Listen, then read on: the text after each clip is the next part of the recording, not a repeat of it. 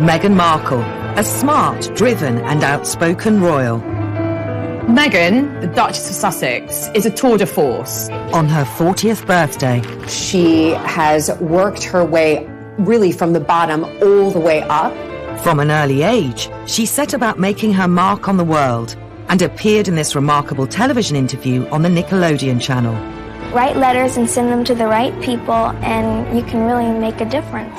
In 2018, she shook up the British royal family by marrying the nation's favourite prince. I think she saw herself as an equal to everyone in the royal family, and I think that she made that quite apparent. But she left almost as quickly as she arrived. She thought, I really don't think I want to keep doing this if it has to be done in the way the royal family want me to do it. Famously, Meghan has not been afraid to speak her truth. She found that she was constrained by traditional royal protocol, and it was made out that she was this very difficult figure behind closed doors. Critics believe she's turned Prince Harry against his family, and that history is repeating itself. Immediately, comparisons began to be made with Wallis Simpson, another American divorcee. Celebrating a milestone birthday on the other side of the Atlantic, what does Meghan's future hold? Meghan has always had political aspirations. In fact, friends have said she always wanted to be in the White House. And how will she come to reflect on the choices that she's made? She thought when she entered the royal family, she could shake them up and they would love it. Saturday, 19th of May, 2018. A glorious day in Windsor, when the nation was united in celebration as American mixed-race divorcee Meghan Markle married Prince Harry and became part of the British royal family. Meghan, being a strong, independent career woman, signalled a new era for the British monarchy. I think everybody was expecting Meghan to really change the royal family and very much modernize it. And this was incredibly exciting because people who had always looked at the royal family and thought, they don't represent me, suddenly looked at Meghan and thought, I can see myself in her. She represents me. It did feel like there was a possibility for positive change. I think that so many people were excited to see a woman of color marrying into the royal family. So I think that everyone did think it was a new day in the idea of equality. Britain has, I think, this very uncomfortable history with its empire, and I think she was going to be the face of a multiracial Commonwealth moving forward together, and that's something that they hadn't been able to do before really very well. The royal family wanted to capitalize on Meghan's outspoken, articulate nature. And Good evening. That doesn't feel like Meghan was known for championing women's rights. In 2015, she became a UN advocate. And when she appeared at their women's conference in New York, she gave a rousing speech. I am proud to be a woman and a feminist. After she joined the royal family, the palace was quick to acknowledge this, and Meghan was allowed to declare herself a proud feminist on the official royal website. The royal family were very pleased that they could present Meghan as an ardent feminist because it looked really good for the royal family. It soon backfired. The thing is, this was someone who wanted to be a feminist on her own terms. She was a maverick, and it's very difficult to be a maverick in the royal family. I think all those positive attributes that Meghan has meant that she was not willing to listen and she was not willing to learn. She wanted to do everything herself. Within just 18 months of the wedding in May 2018, Meghan's independent and outspoken nature, that was once championed by the monarchy, had seriously clashed with its protocol. And by January 2020, she had left both the royal family and the country, taking Prince Harry with her. It always was going to be a difficult transition to become a member of the royal family where you can't speak your opinion. Where once she united people by joining the royal family, Meghan's choice to quit along with Harry seemed to divide the nation. It all becomes very personal. It's all about Meghan the diva. Meghan wanting things her way or no way. Meghan completely misread what it would be like to become a member of the royal family. Her friends had said to her, do you realise what you're getting into? The press will never leave you alone. And I Because she's this very confident, dynamic, forceful woman, she thought, I can cope with it. Meghan's decision to air her grievances to Oprah Winfrey added fuel to the fire. You really are having a baby. One of her motivations for going public on Oprah was to try and force change. The Oprah interview was kind of the apotheosis of all of that, because she effectively was saying, if you're not listening to me when I talk to you privately and nothing changes, I'm going to press the nuclear button and go public. I mean, that's the sad irony of the last 4 years, is I've advocated for so long for women to use their voice, and then I was silent. Were you silent or were you silenced? Any of us imagine Camilla or Kate saying, I'm going to give you my truth. It's just a grandiose way of saying my opinion. What's very interesting to me is the reception of Meghan in the US versus the UK. The Oprah Winfrey interview had public support from people like Beyonce and Joe Biden, the president, to say he supported it. Americans perceive Meghan Markle as a victim of racism. And Brits perceive Meghan Markle as a climber, as a narcissist, as almost a kidnapper of Prince Harry. The frank interview with Oprah revealed a number of reasons why Meghan had decided to leave the royal family with Harry. So were you thinking of harming yourself? Were you having suicidal thoughts? Yes, this was very, very clear. Wow. Very clear and very scary. And, I didn't know who to even turn to in that. When she talked about the fact that she had suicidal ideations, the pressure had got so bad that she felt she couldn't go on anymore. When she was pregnant with her firstborn child, I mean, that's just horrendous, to be in that place where you just feel you cannot go on anymore. I felt very, very sorry for her.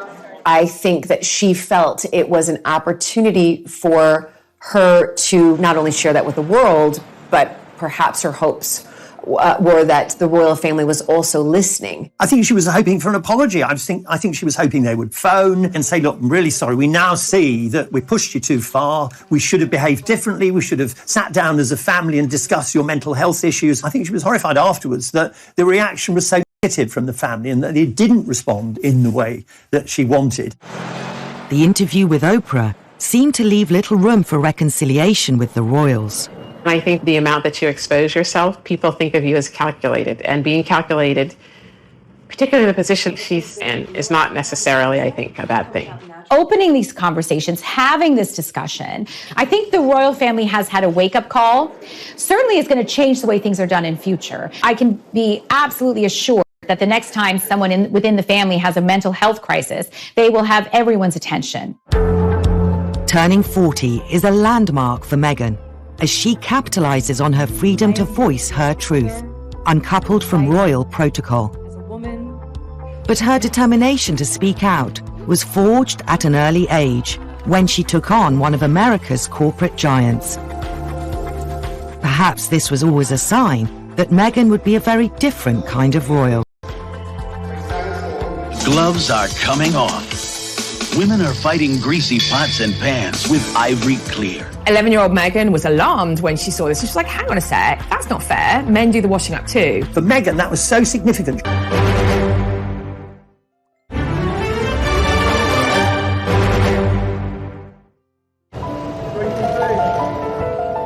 As Meghan Markle reaches her 40th birthday, her relationship with the royals has divided the nation. Perhaps it's no surprise. Her early home videos suggest that her personality as an outspoken, independent woman has been there since childhood. Even a substantial American corporation was no match for the 11-year-old Meghan Markle. Meghan had her first success in challenging sexist behaviour. There was an advert for washing up liquid, and the tagline was, "Women are fighting greasy pots and pans." The gloves are coming off.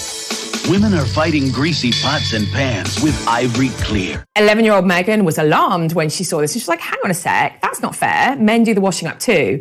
So she wrote to Procter & Gamble and said, this isn't fair. Can we get it changed to people? Why shouldn't it just be everybody should be using these cleaning products? Now, don't put the woman in the box that she's just, a stay-at-home housewife. She also contacted even Hillary Clinton Middleton, who at the time was First Lady. And they changed it to People Are Fighting Greasy Pots and Pans. She was interviewed by Nickelodeon News and became quite the star. If you see something that you don't like or offended by on television or any other place, write letters and send them to the right people, and you can really make a difference.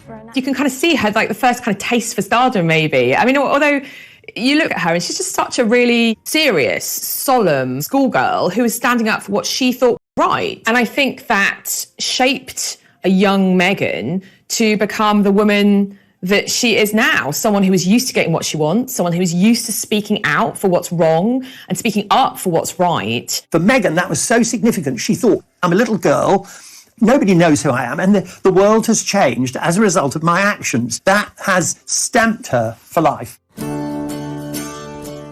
Meghan was born Rachel Meghan Markle on the 4th of August, 1981. And she grew up in Los Angeles with her mother Doria and father Thomas. Both parents were influential in moulding Meghan into the determined woman she is today. But it was her mother who had the most impact.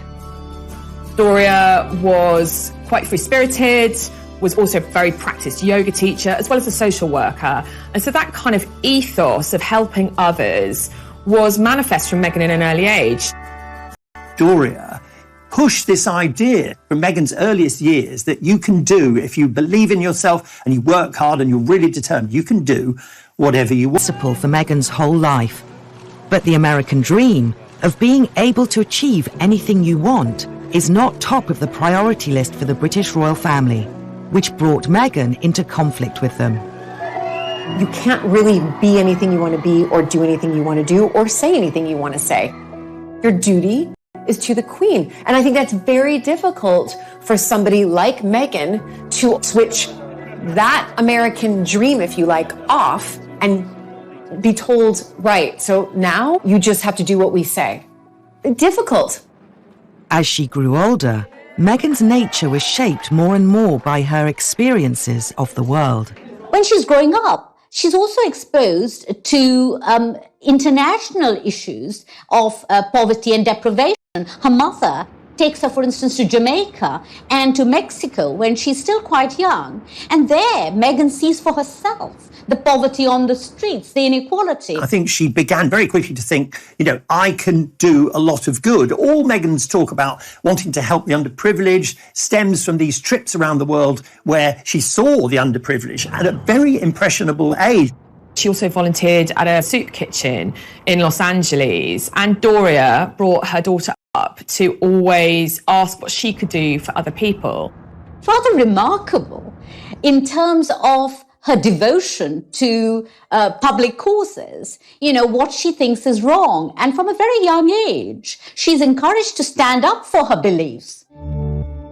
Her father, Thomas Markle, worked in the TV business and was a successful lighting director on the Emmy Award-winning sitcom Married with Children. It was Thomas who encouraged Meghan to take up acting, and she was an extra in this episode set at a school disco. Hey, listen, Kelly gets that jeans gig and we'll call it even. Nah, it's okay. She was the apple of his eye, and they were very, very happy. Even when he and Doria separated, they kept on very good terms for the sake of Meghan. And in fact, Meghan lived with her father, Tom, for a number of her teenage years. He paid for her to go through private primary and then private secondary school. He also helped pay for her to go to university. In 2003, Meghan graduated from one of the leading universities in America, Northwestern in Chicago, with a bachelor's degree in theatre and international relations. Then she turned her attention to acting. After a series of small parts, in 2011, she landed a significant role in a glossy new law drama, Suits. Her character, Rachel Zane, featured in the first 7 seasons of the show, which went on to take control of everything she did. I think Meghan has always looked at every opportunity and seen how she can rise. While she was filming Suits, we know that she was very outspoken about what she was wearing on telly so that it wasn't over-sexualized. She wanted to be portrayed on TV as this strong woman character, not as a sex symbol. Her character became very popular, and she knew then that she had the power to have a voice. And at one point, she felt comfortable enough in her popularity and power to be able to say, I don't want to have any more scenes where I'm wearing just a towel. She saw that as being gratuitously sexist. She insisted that the character not be so raunchy and be more in control of her life. What's very characteristic of Meghan is to take something and to try to change it. And we know that's what she tried to do with the royal family. As well as celebrating the role of her dreams, 2011 was also the year Meghan married her first husband, Hollywood producer Trevor Engelson. With Meghan living and working in Toronto, and Trevor based in California, they soon drifted apart. By 2013, they had divorced. 3 years later, through mutual friends, Meghan met Prince Harry, and by November 2017, they were engaged. As the wedding drew closer, the British press asked more and more questions of the soon-to-be married couple, with an intensity Meghan hadn't known before. Never been part of tabloid culture. I've never been in pop culture to that degree, and lived a relatively quiet life, even though I focused so much on my job. And so that was a really stark difference out of the gate. The media started hounding Meghan's family members in America, and the bond she once had with her father would soon be broken. Thomas had fallen on hard times, and the obvious way to make some money was to give interviews about his daughter, who was now a member of the British royal family. He had been asked not to take part in any press interviews, but then he went against her wishes and did so. But it was Thomas Markle's decision to collaborate with a journalist that caused the biggest controversy. Thomas Markle fakes these photographs of him studying the history of Britain and the royal family, and it was all staged. And can you imagine, you're over here without your family, expecting them to come over for the wedding, and in the meantime, they're making money. Thomas Markle appeared on ITV's breakfast show Good Morning Britain to give a spirited defense of his reason for staging the photos. I didn't do this for money. I did this to change my image. For 1 whole year, I was presented as a hermit living and hiding out in Mexico.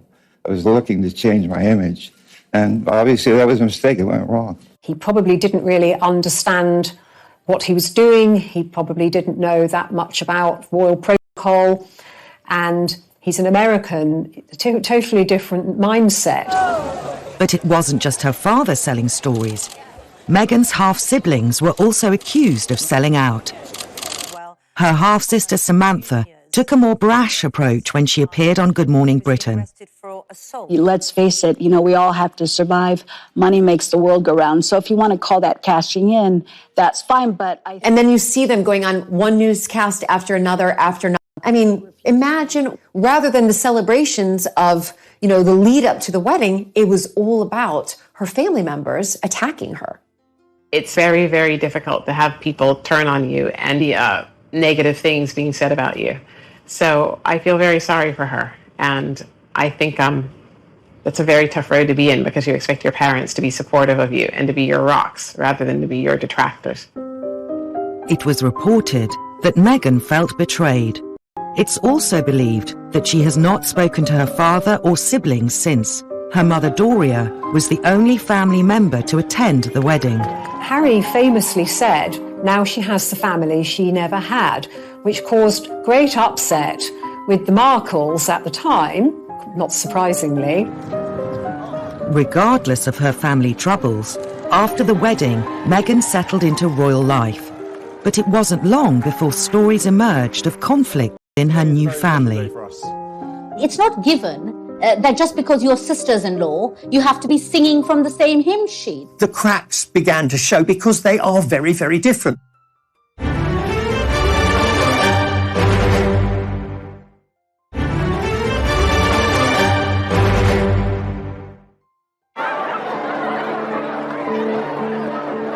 Meghan Markle is celebrating her 40th birthday. The 3 years since her wedding have seen a seismic shift in her circumstances. Back in 2018, Meghan and Prince Harry, along with her brother and sister-in-law, the Duke and Duchess of Cambridge, were thought of as the Fab Four, a forward-thinking team who would be the future of the modern monarchy. Leading the charge were Meghan and Kate Middleton, who on the surface appeared to be best of friends. Kensington Palace, of course they'd be besties. And actually, that's also what Meghan felt. She confided in a number of her friends that she hoped that Kate would help her adjust to royal life. But the cracks started to show pretty early on. Behind the scenes, Meghan was feeling a bit rebuffed. I'm not sure whether Kate ever realised. William had said to Harry before they got engaged, no need to rush this. You know, you've got all the time in the world. You don't know her that well. And I think that set the seeds. Meghan and Kate initially, they got on very well. But they are very, very different. Kate wants to do things quietly. She wants to obey the rules. She takes advice. Meghan is a much more strident character who wants to do things her way. So this caused a rift. It's not given that just because you're sisters-in-law, you have to become very close very quickly, or that you have to be singing from the same hymn sheet. In November 2018, a story emerged that claimed Meghan and Kate had fallen out during the build-up to Meghan and Harry's wedding. It concerned Princess Charlotte's bridesmaid dress. The story of Charlotte's bridesmaid dress, Meghan's wedding, is a very interesting one. We know that it was given out initially that Meghan had made Kate cry. Catherine had tried to have some influence on the bridesmaid's dress. Meghan didn't like this. Meghan made Catherine cry. Then, when we got to the point where Meghan was giving her interview to Oprah, we discovered the opposite's true, that in fact it was Kate who upset Meghan. It wasn't long before the press started to pick up on their differences. Meghan became increasingly agitated by the headlines she was getting. It was almost as if the British tabloid press was really pitting Meghan against Kate. There were quite sexist portrayals and sexist descriptions of her as well, especially in contrast with the Duchess of Cambridge, Catherine. This really came to a head at the time Meghan was pregnant with Archie, when Meghan was cradling her baby bump.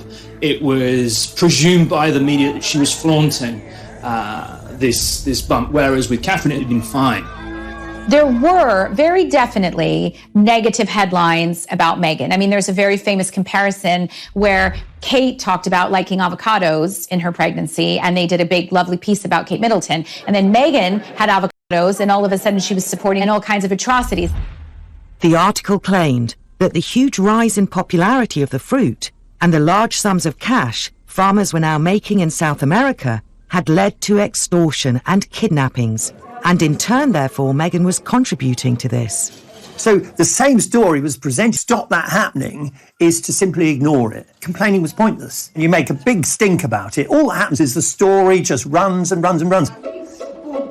Despite the negative headlines, Meghan's passion for helping others was making headway with the public.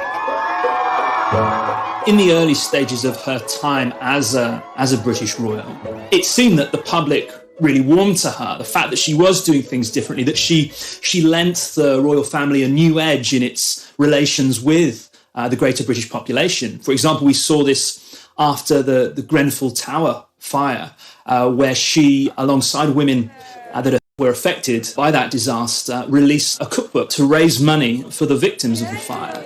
She brought a certain magic to her public appearances. Meghan's campaigning for the underprivileged, especially for girls and women in countries where girls and women are either oppressed or neglected, I think being a member of the royal family, it was a natural fit for her. I think we did have a moment where, right, okay, she's settled in. She's wearing the stockings. She's laughing with the Queen. She's putting her best foot forward, and great. The dust seems to be settling. But the criticism in the press resurfaced, with accusations of diva-like behaviour and flouting royal etiquette. Initially, it was for relatively harmless, very small things. For example, she broke protocol by walking ahead of Harry at one event. It was almost as if everything that Meghan did was magnified to the point if she opened up a car door for herself, it was like, oh my gosh, she's a real feminist. She's not following royal protocol and having somebody else open the door for her. She would have thought, well, these are just stuffy little pointless rules that the royal family have. She would have just thought, well, why can't I open my own car door? What on earth's this thing to make a fuss about? In some ways, Meghan's wish or insistence to do things her own way highlighted how stuffy and out of touch the royal family are. She found that she was constrained by traditional royal protocol and that she couldn't do things in the way that she'd hoped to. And it was made out that she was this very difficult figure behind closed doors. So I think it was the perception around it of this American go-getter, self-sufficient feminist coming over here and doing things the way that she's always been used to. And that was perceived as aggressive. Information began to trickle out that she wasn't towing the line. The fact that she wanted to do things differently was causing problems for the royal family. She didn't want to obey the rules. And I think she came across sometimes, and this is increasingly true, striking to come into the class situation of Britain and to see how firmly entrenched it is. And I imagine that it must have been quite shocking for Meghan because I think as a black woman, you don't think anyone is above your station. Meghan was then accused of getting involved in politics, a move frowned upon in royal circles. We see how Meghan, both in Fiji, for instance, as well as in Wellington, New Zealand, rubs shoulders with politicians like the New Zealand Prime Minister, and she talks about women's empowerment, and she talks about women's suffrage. Of course, royals traditionally never do that. I think it began to go wrong when Meghan made it clear that there was a political element to her interest. And I think that began to make people feel in the royal family that she was perhaps, just going a bit too far, because they just don't want to politicise these things, because traditionally, and quite rightly, the royal family has stayed out of the political arena. Some of the stories written about her couldn't have been further from the truth. They presented this story as a rags to riches story.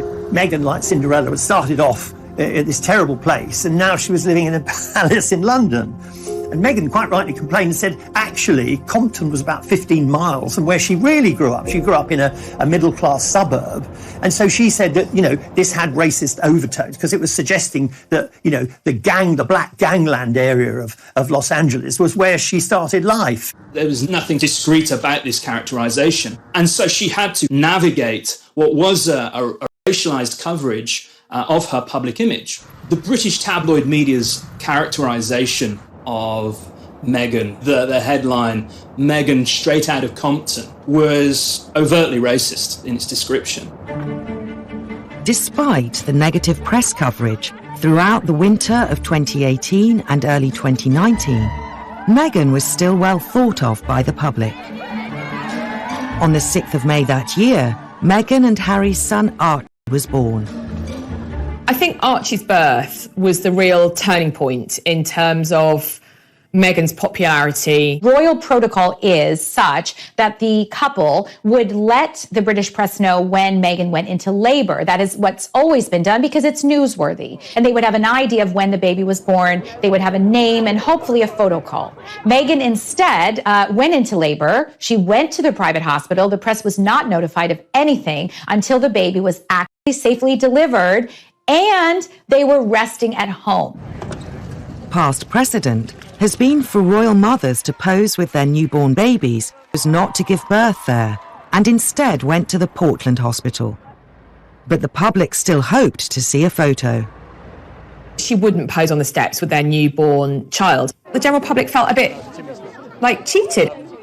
This was expected, and when it wasn't given, I think that's when a real uproar started as far as, well, wait a minute, we're paying for your lifestyle. All we want is a picture of your baby. What really irritated the British public was the public had just funded an enormous renovation of Frogmore Cottage for the couple. Through taxpayer money, it was like £2 million to renovate their home, and they weren't even entitled to know about the birth until it was done. Meghan says She was never asked for a photo when they left the hospital. But 2 days after giving birth, the world did finally get to meet baby Archie. I don't think they made a mistake in not giving the public what they wanted at that time, because, of course, once people got to see the baby, they were happy. And in the end, isn't that really what matters? He has the sweetest temperament. He's really calm and... he gets that from. It was a very intimate, tender scene, but it wasn't what the British public expected. And in some respects, the media really emphasised that Harry and Meghan aren't playing ball, that they're not doing things as expected. It was another example of Meghan choosing to follow her own path instead of royal tradition. Meghan enjoyed a respite from criticism in September 2019 when she took Archie on the royal tour of South Africa. Meghan and Harry have a remarkably successful visit with Archie to South Africa. And of course, they famously meet Archbishop Desmond Tutu on that visit. And on many occasions, Meghan, is allowed to do her own thing, to go and meet women in the townships and talk about violence against women. It did produce far more positive press coverage. We were able to see Meghan, as it were, at her best. Meghan stood on a tree stump and gave really quite a powerful speech. I am here with you as a mother, as a wife, as a woman of color, and as your sister. Here she was saying, yes, I might have married into the most famous and wealthy family in the world, but I'm still one of you. She wasn't being too political, but she was using her own experience to say, I want to be your figurehead and I want to be here to help. Behind the scenes, Meghan seemed to be unhappy. The signs of strain were first visible during an interview she gave midway through the tour. She was obviously quite... Thank you for asking, because not many people have asked if I'm okay. But it's a very real thing to be going through behind the scenes. The pressure you're under is pretty obvious. Can you continue with it? It's not enough to just survive something, right? Like, that's not the point of life. You've got to thrive. You've got to feel happy. And I think... Which takes everyone really by surprise, because we all think that she is happy, that she is thriving, that she is doing what she wants to do. It was such a direct criticism of the royal family. She was effectively saying, look, I have problems and nobody in the royal family cares. That was a real turning point for everyone, to hear them say something like that, not just in whispers, not just as often is done through palace leaks. It was quite brave. It had quite a backlash. Here Harry and Meghan were in one of the most impoverished continents on the earth, and they had visited some of the townships where some of the most dispossessed and poverty-stricken people lived. And Meghan was complaining that people hadn't asked her if she was okay. When people are feeling very unhappy, it does rather take over your every waking thought. So it might be that, she just felt she had to get it out. There were some who say that Meghan actually ruined the tour. They certainly ruined the goodwill from the tour by making it about themselves. This latest batch of negativity was the last straw, and Meghan was about to make a decision that would shock the nation. She thought, I really don't think I want to keep doing this if it has to be done in the way the royal family want me to do it. She realized, I have to leave here. And they go to Canada. And that was the beginning of the end.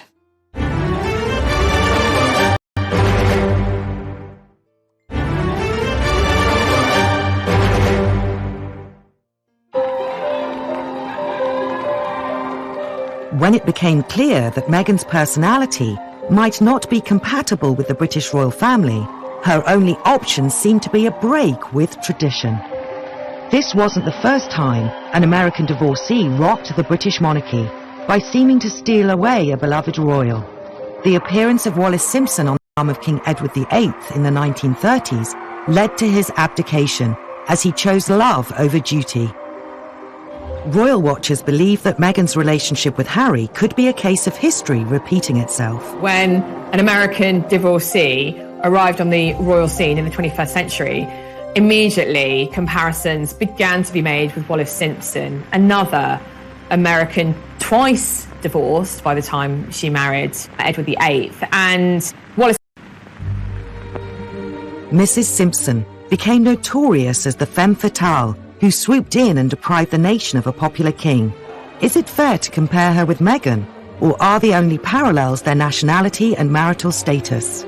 Both women were very strong-minded, and both women had the unadulterated adoration of their husbands. They had this distinctive modern style, which sort of sets them apart from other members of the royal family. And, most of all, it's clear that in the case of Harry and in the case of Edward VIII, these British royals have fallen desperately in love with these American women. There's a real sort of storm of interest around the two relationships, partly because of this sort of dynamic quality to them. Mrs. Simpson was a strong, dominant woman who gave Edward VIII everything his mother hadn't given him. He was vulnerable just as Harry's vulnerable. If a man who's not very decisive meets a very decisive woman, or the other way round, they often get on very well because one makes the decisions and the other one goes along with it. So Meghan and Harry, they work because Harry is quite a vulnerable person. He's only lived in this gilded cage. He's not very worldly. Meghan makes things happen. Meghan makes the decisions. Even Harry said, famously, what Meghan wants, Meghan gets. That's, as it were, coming from the horse's mouth. As Wallis Simpson had learned to her cost decades earlier, the British don't always warm to an outsider who causes disruption in the royal household. Edward was British property, if you like, and Harry was also seen as British property. Anybody foreign coming along and stealing them away is bound to be viewed with suspicion.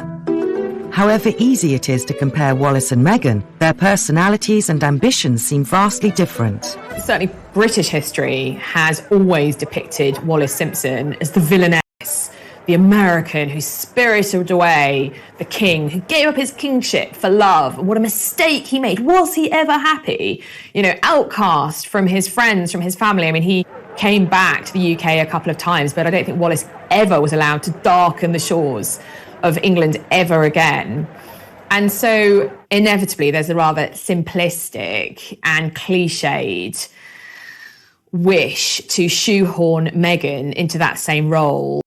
Wallis Simpson seemed not to have drive to be anything other than rich and famous. And I feel that Meghan wanted to work. She wanted to work, she wanted to have a career, and she has adapted her career to suit her skills, her talents, and also the position that she's in, which I think is evidence of her respect for her husband's family. She's some of the things that she's done and some of the things she's believed in a way that would be respectful of her husband's family, which I think is extremely admirable. While Wallis and Edward were effectively sent into exile by the royal family, in 2020, Meghan and Harry took control of their own lives and relocated to Vancouver. The move shocked not only the media but also the royal family. Initially, the Sussexes shared the same ambition as Edward, to pursue royal duties while living away from Britain. Originally, Edward had wanted to have a more dynamic role as a representative of the royal family abroad, living in the USA or living in Europe, but his brother, George VI, the new king, and the king's courtiers denied him that more dynamic role. Occasionally he'd pop back up, he'd write a series of newspaper articles talking about his earlier life, talking about the abdication crisis. That made him a bit of money, and then he sort of disappeared again. In the case of Harry and Meghan, they now exist on the periphery of the wider royal family, and yet they've embraced new dynamic roles. They want to do things for themselves. They want to make their own money. They want to embrace new philanthropic opportunities and promote new causes. At first, moving to Canada seemed perfect. It was familiar to Meghan from her years filming Suits, and as part of the Commonwealth, it was an ideal place to represent the royal family. One of the reasons that Meghan and Harry first went to Canada is because it's a Commonwealth country. And remember, when they were in Canada, this is when the negotiations were starting. Right, we're in a Commonwealth country. We want to make this work. We want our privacy, but at the same time, we want to become financially independent. But we can still serve the Queen and do our duty to the Queen by staying in a Commonwealth country. And I think that they thought they must have had a good shot at it. It was given out that, they wanted to protect Archie. from presumably press, from all the tensions in the family and from press intrusion. But I think to royal watchers, it looked very much like a temporary arrangement and something that hadn't been thought out. I think they had reached a point where they had decided that being a royal wasn't going to really work. They wanted to get away from the press intrusion. Now he had a child, he was determined that he was going to protect his son and also his wife. And obviously it was a joint decision for them to go. They went to Canada to decide what they were going to do next. The press dubbed the move as Megxit and seemed keen to lay the blame for the couple's departure at Meghan's door. Meghan was portrayed. It was all her decision. She was forcing Harry to do that.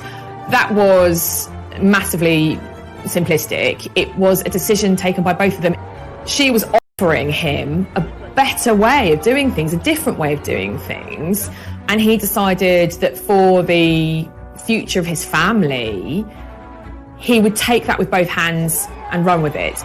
So I think it's massively sexist, actually, to blame this all on Meghan. The seeds were already there. Harry wanted out. Meghan just gave him the reason and the mechanism for doing it. Megxit. It makes it sound like she is the reason that they exited. Look at the name, Megxit. But we know from, speeches that Harry has given, he has said, and very adamantly, I made the decision for my wife and son to leave. I made the decision for them. While the move to Canada was a happy medium between private life and public duty for the Sussexes, the consequences proved to be far from straightforward.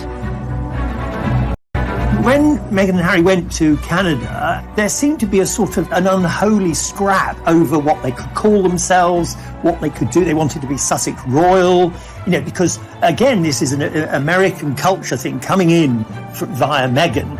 She, having crossed the Atlantic to Canada, began to think, look, we've got to be a brand, that terrible word that the royal family would always think, oh my God, they're talking about brands, it's awful. So they wanted to be Sussex Royal. Then they were told they couldn't be Sussex Royal, they couldn't use that, and they couldn't be HRHs. It was the royal family again saying to them, because clearly Meghan and Harry hadn't checked, you can't just carry on with the titles that you had when you were working members of the royal family. Any form of commercial venture risked bringing the monarchy into disrepute if it didn't fit with, if you like, the monarchy's remit of public operations back in Britain.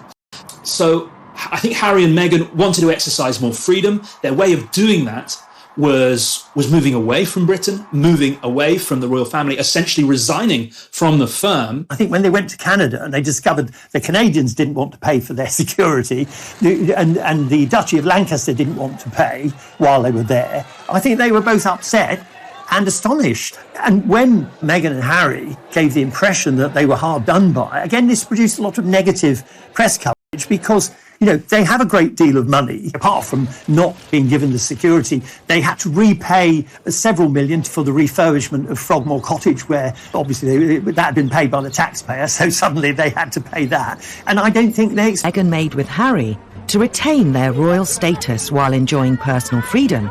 They hadn't reckoned on the Queen's strict devotion to the rules. Being half in and half out of the royal family would never be an option.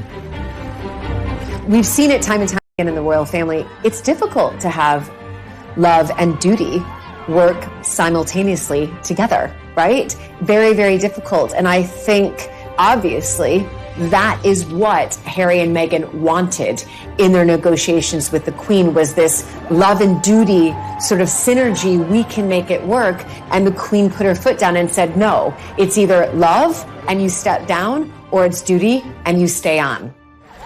Having failed to find an ongoing royal role, the next logical step for Meghan was to return to her Californian roots and take control of her destiny.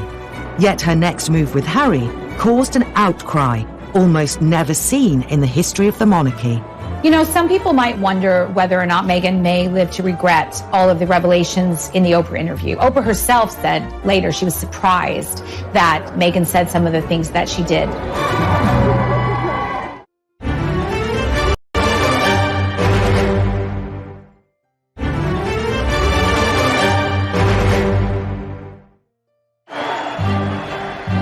After a few short, turbulent months in Canada, it was time for the Sussexes to regroup and start again. Returning to the UK was impossible. The obvious location to settle was California, the place Meghan knows best, free from the shackles of duty. Here she could use all her contacts and media know-how to turn the Sussexes from exiled royals into a successful and profitable brand. America welcomed the Sussexes with open arms.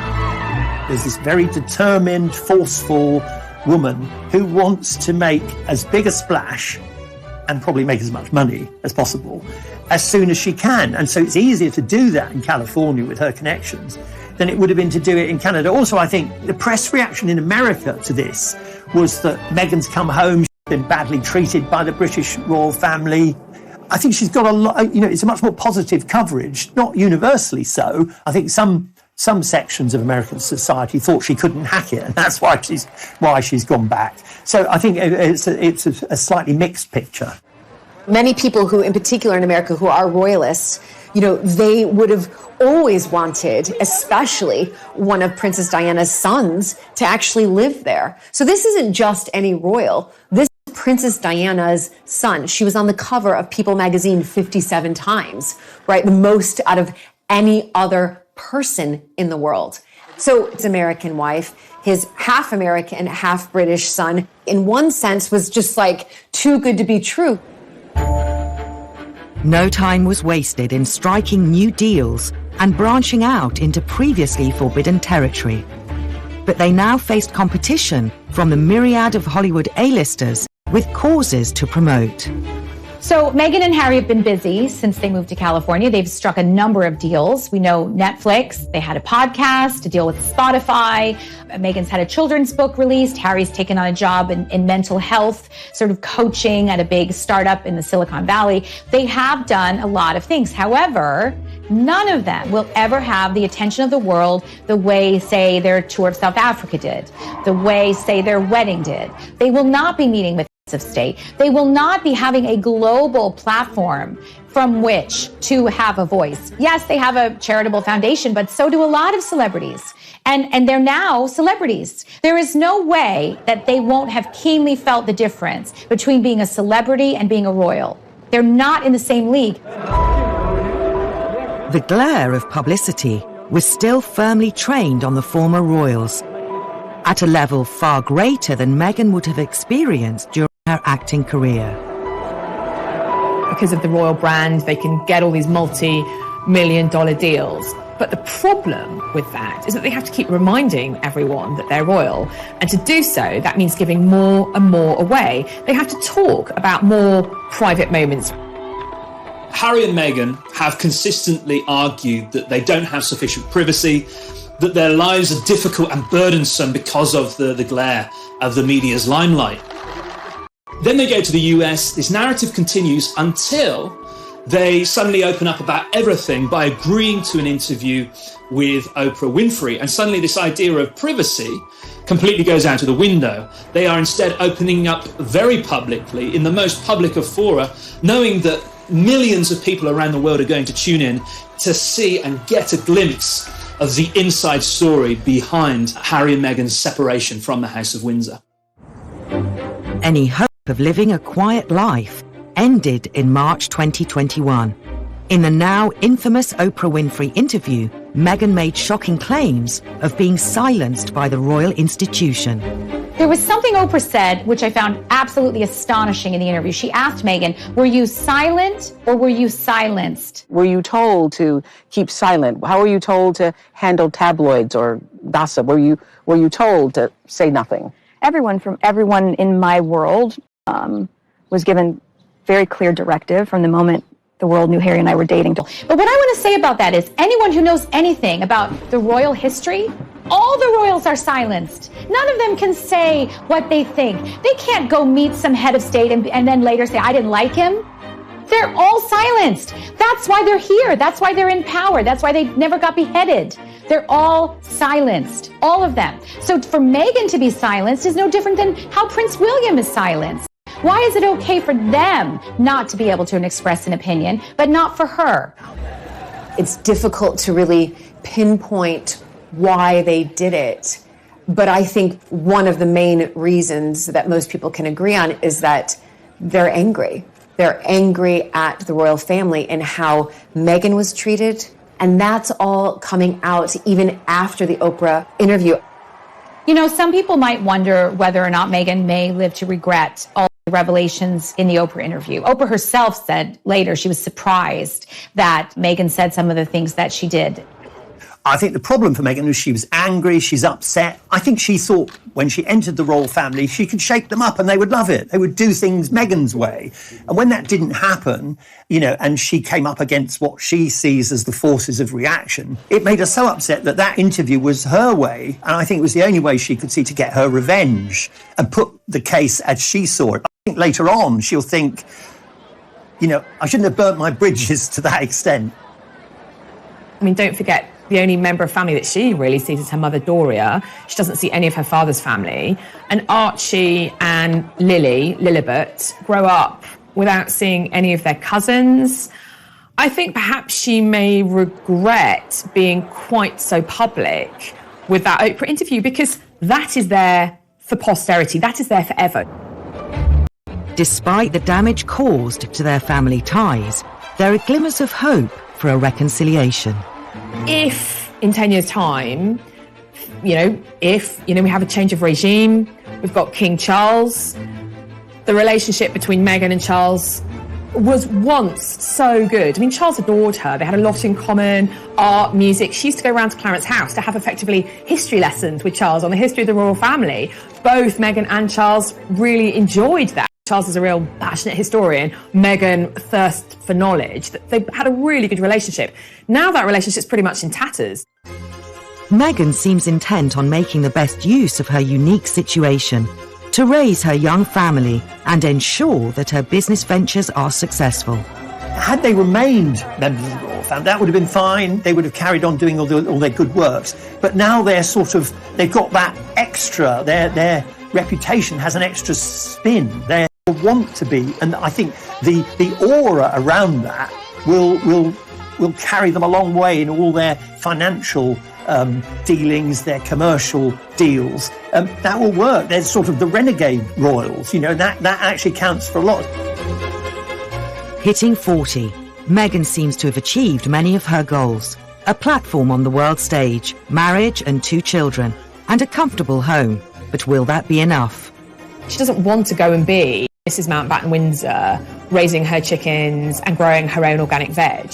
She wants to be a superstar. She wants to be this change maker. She wants to be this disruptor.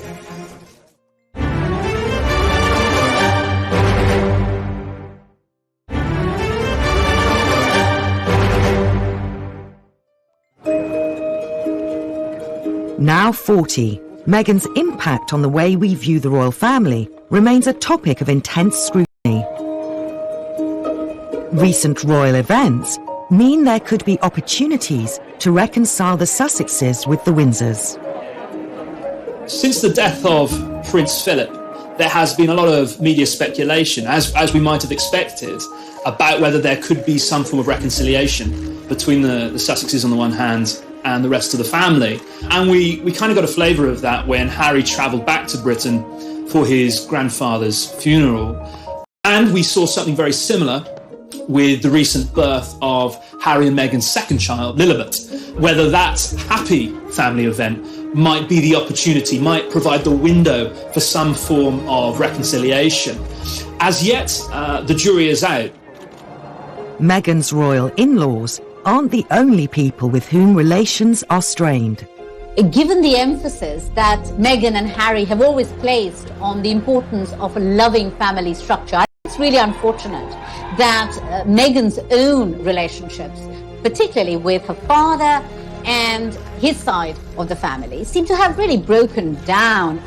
But there is some hope now that she is back home, as it were, in California, and he's not too far away physically, that after the pandemic, maybe the two can meet and try and make their relationship work. If not for themselves, then certainly for both Lilibet and Archie.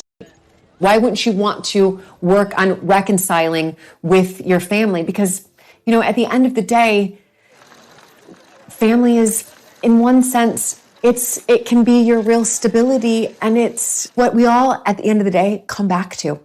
We do. We always come back to our family. For all of the controversy, a time may come again when, rather than the villainess of the story, Meghan will continually be, in some sections of the public consciousness and the media, be portrayed as this kind of villain who has taken Harry away. I personally think that's too simplistic. I think that Meghan and Harry were very unhappy in their life, and so they wanted to make the change to make a more positive change. I think the problem for Meghan is that they complained about intrusion, about privacy, but actually she didn't want a quiet life. She doesn't want to go and be Mrs. Mountbatten Windsor, raising her chickens and growing her own organic veg. She wants to be a superstar. She wants to be this change maker. She wants to be this disruptor. So to do that, you have to have a very high public profile. And to have that public profile, you have to trade in on those royal connections. And to do that will mean that she will alienate her in-laws even more. There's very little question in my mind that Meghan will be viewed as a villain. What you have to understand is that the British public really loves Harry. They don't want to see Harry as a betrayer. It's far easier to blame this other woman who's a foreigner, but a lot of people still believe that Harry will come back. A lot of people in the UK believe that Meghan and Harry will not be together in 10 years, and Harry will make his way back home.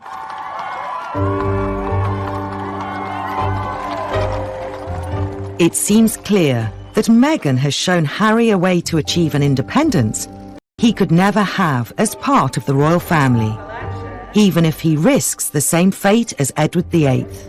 Meghan has given Harry the sort of freedom he probably never imagined that he would be able to enjoy. But I think when the novelty wears off and he realises that, as his great-great-uncle Edward VIII realised, that he will be a lost soul. He does have a sort of nominal role in America, a nominal job, but it's very difficult to lead an ordinary life when you're Prince Harry. As Meghan turns 40, despite all the criticism, her impact as a modern independent woman during her short time in the royal family is certain to have a lasting legacy. She's a strong woman who has made her own career. She's self-made, and she always had a philanthropic bent and an activist bent, and I think that's always admirable. She's a deeply impressive woman. When I met her, I really liked her. She is funny, smart, witty, incredibly glamorous, self-effacing, kind. She's all of those things. And she is, in some ways, a great role model for young women, and as a career way that anyone ever thought.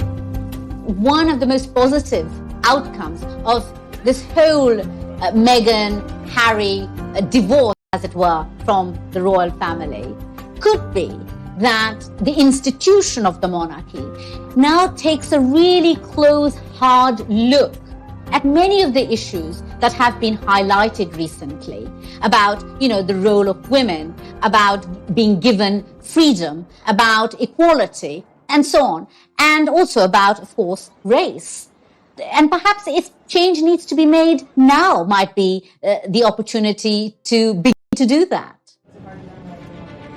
Meghan seems destined to continue her path as a force for change. The true extent of her powers remains to be seen, but there seems to be no doubt that the sky is the limit.